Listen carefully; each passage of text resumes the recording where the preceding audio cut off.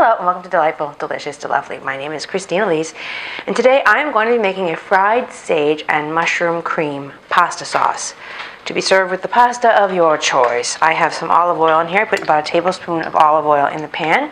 I am now going to add, sage. I'm going to fry some sage. So I'm going to put the sage in here.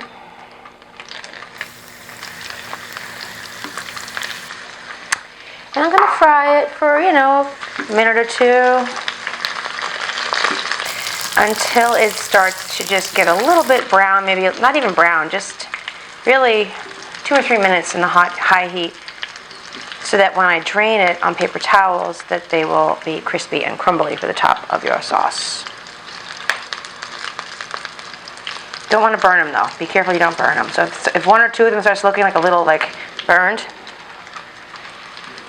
like that one there seems like it's a little dark, that's enough. I'm going to simply put them onto some paper towel, this thicker paper towel. Try to reserve the oil that's still in the bottom of the pan. Don't pour it out because it's now got some nice sage flavor to it. You don't need to dump. You're going to dry these sage leaves out, so the extra little bit of pretty much all the oil I put in there is still in there. But it tastes like sage. Okay, so press that. Just want to get all the oil out of it so that they're not soggy and that they will be crumbly and crispy for when that time comes. I love sage. All right, I'm going to put this aside. And now I'm going to add 2 shallots. That was 2 diced shallots. You can use 1/4 of a small onion. Shallots is just onion, really. So saute them until they get a little bit soft, probably about a minute. I used to make this back in the day when I was vegetarian and using cheese and milk in my recipes, heavy cream. I used to make this creamy mushroom pasta all the time. And all the time. It was on a steady rotation. If I had house guests, dinner guests, I fed it to people probably half the time I fed people. I wasn't super ambitious or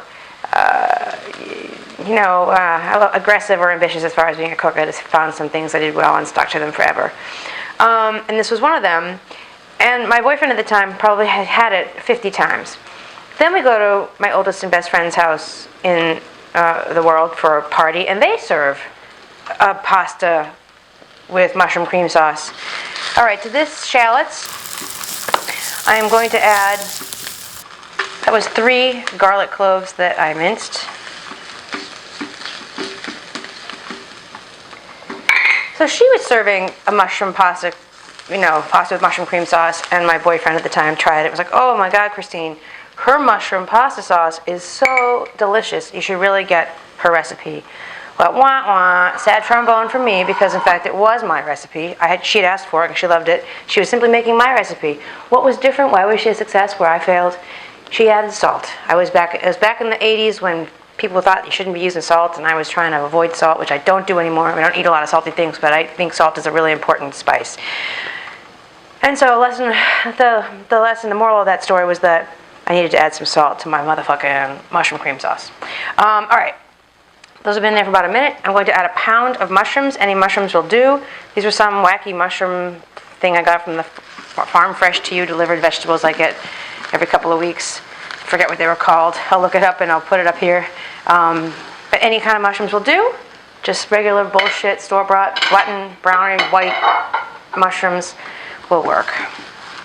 So now I'm going to, this is on high heat. I'm going to try to get as much of the mushrooms to be touching the surface of the heat as possible, and try to leave them unmolested so they sear. So back when I made this, my original recipe used either heavy cream or milk or a combination. I'm not going to do that this time because it is vegan. So what I have, you can do any kind of, this is a very, I'm sure if you're a vegan, you've been vegan for a while, you found a million ways to fake cream in pasta sauces. I like to avoid cashew creams because 1, cashews are expensive, and 2, cashews are super fatty. Not that what I'm going to do here is that much better, but what I have here is a cup that is basically most of a punk rock brand, punk rock vegan cheese here's the box. There it is, right there. It's a soft cheese, like it's a cream cheese. And I put it in this, and I added whatever it needed to add of Califia unsweetened almond milk to make it add up to a cup of what is now my non-dairy creamery stuff. You could use tofutti cream cheese, or you could use a vegan sour cream, with half vegan sour cream with half some sort of a vegan milk, or you could use all cream cheese, or you could use a different brand of soft cheese. Miyoko makes a bunch of soft cheeses. You want it to be relatively mild, but Miyoko makes a bunch of nice ones, like the soft cheese. Oh, I'm sweating.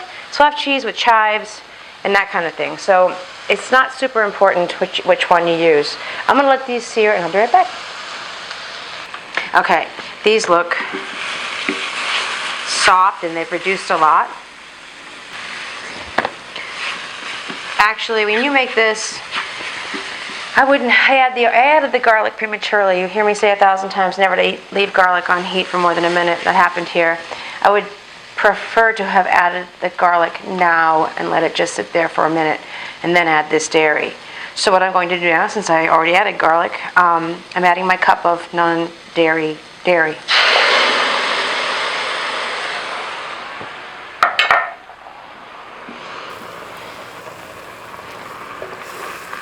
Just need to mash this cheese in. And then I'm just going to add a little salt and pepper.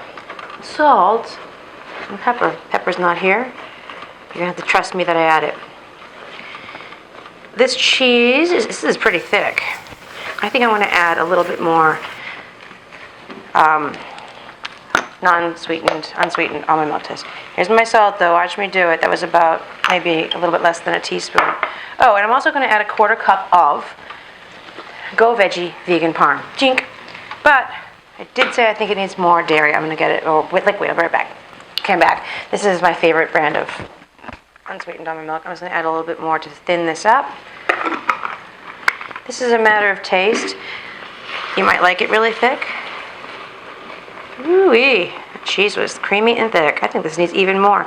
So I'm going to say that ultimately when I use that punk rock thing, and you're going to call this for yourself, I'm going to add that was probably a good solid 1/2 cup additional dairy. And that is one thick and creamy sauce. And that is it. That is it. You just toss this with a pound of cooked pasta, your pasta of your choice. I like a little orecchiette, or really any pasta will do. And then you top it with your fried sage. You crumble the fried sage like so. I'll show you. It crumbles up nice.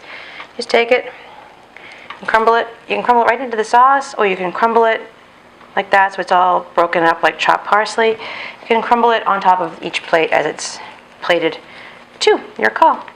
And I'll tell you what, I'm a big fan of parsley, of fresh parsley. I think fresh parsley is a lovely flavor. This dish is so autumnal and so wintry and cozy. It might not need the freshness of the parsley, but parsley wouldn't be a bad addition necessarily. And hold on, I wash my hand. Yeah, that's it.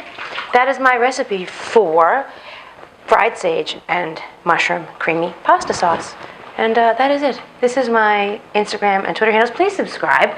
And please share these recipes with your friends, especially those that eat meat. I'm trying to coerce some people into the dark side. And so there's no sense preaching to the choir, really. So try to spread them out to your friends that can't believe they're eating vegan when they get it and I like it. All right, thanks again. Until next time, bye.